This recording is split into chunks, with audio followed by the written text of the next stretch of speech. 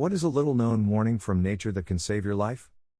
Squirrels will sometimes watch you from a distance while making alarm calls. The sound varies by species, but it's generally a sort of squawking bark. If you hear them barking, and they aren't yelling at you, then there may be something else around they think is a predator. It's worth paying attention. Yep. Lol, I feed the squirrels and they yell about dogs, cats, people, hawks. I've even been warned by my little guy. He ran up to me in panic, then ran up a tree. And continued to yell at me until I got into my tree, the car. There was a neighbor walking his 2 dogs. Lol.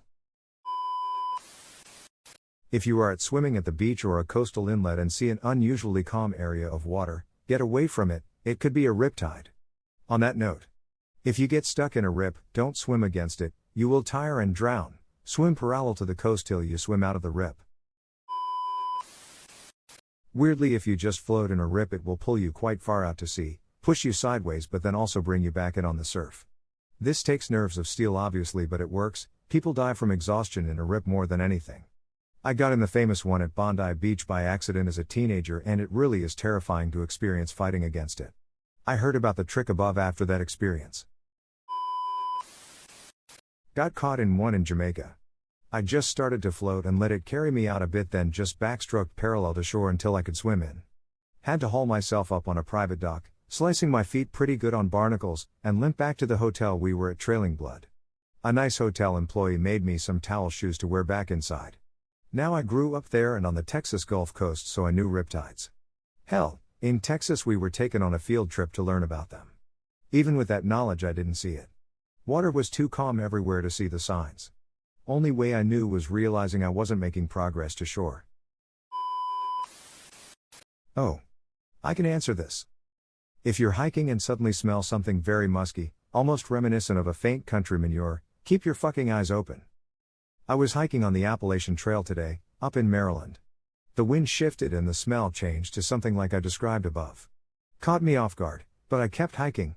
About a quarter mile later, I turned around and began to head to my car since I was already 6 miles into a 2.5-mile hike.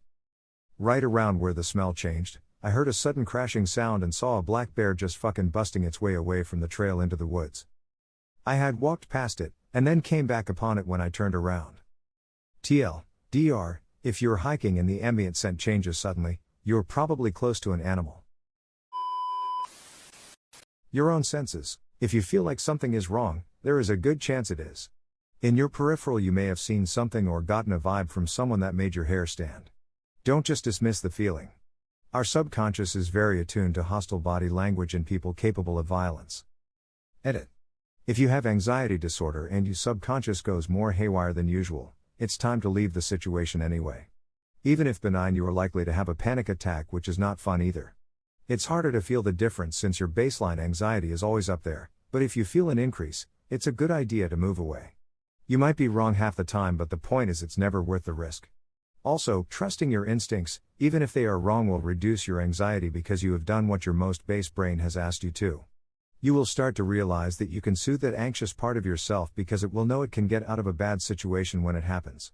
That control and predictably will reduce anxiety and give your senses a rest so they can be more attuned to actual danger. This is by far the biggest one.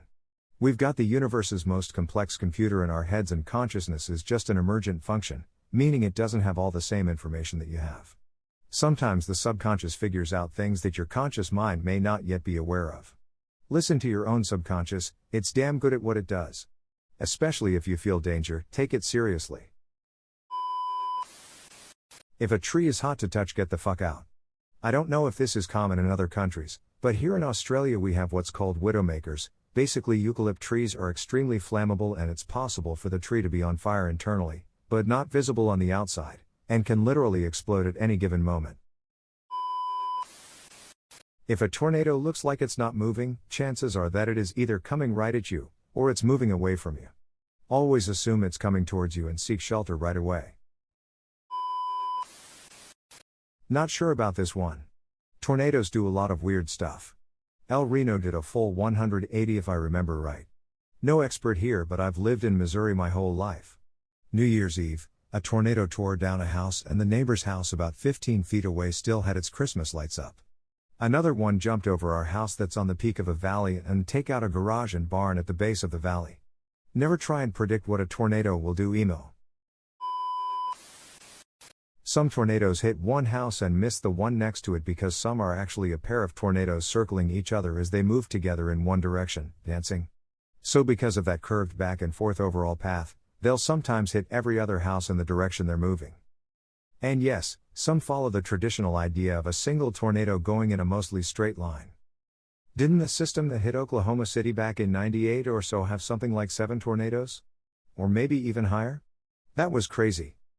Yeah, if a tornado passes, don't immediately leave shelter, thinking you're safe. There could be more, or, in your example, the same one could even do a 180 and hit you again, though that's less common. Also, learning to read radar can help. There's the infamous hook echo, sort of a small swirl area on the radar that is the system condensing into the tornado. But that's often hard to tell one way or another, even for professionals. But what I find useful is that tornadoes, when they happen, are usually on the heavy back edge of a thunderstorm. So that's the area you generally want to be most careful and alert around. If you happen upon a moose and aren't intending to be that close, hunters, regardless of the season, you should leave immediately. Moose are not your friends. You'll have a window of opportunity to leave. Take it. The cows will straight up murder you, especially if she has calves, and the bulls might take down half a forest to murder you. Thanks for the wholesome award and all the replies. I once had a surprise lightning storm form behind a mountain and then move in on us kayaking across a bay. We went to shore immediately, spread out and crouched in lightning drill for maybe 15 minutes, which feels like eons when you're crouched like that with your feet together. At one point, while timing the flash to thunder, I thought, sick, the lightning is moving away from us. Then I heard a soft buzzing, slowly getting louder. There was literally nowhere better to be, so I just stayed crouched with dread growing as the buzz got louder. Then an old plane came out of the cloud, hence the buzzing. So much relief, also fuck that plane. If you are in a canyon, slot or otherwise, and you see clouds anywhere in the sky, GTFO, it could be raining miles away and cause a flash flood in less than 10 minutes as water rushes through the canyon. Get to higher ground. Also, if you are whitewater rafting or doing any sort of river trip, if you fall out of your boat, float downstream feet first. Hitting your head can kill you. In a survival situation, remember the rules of 3.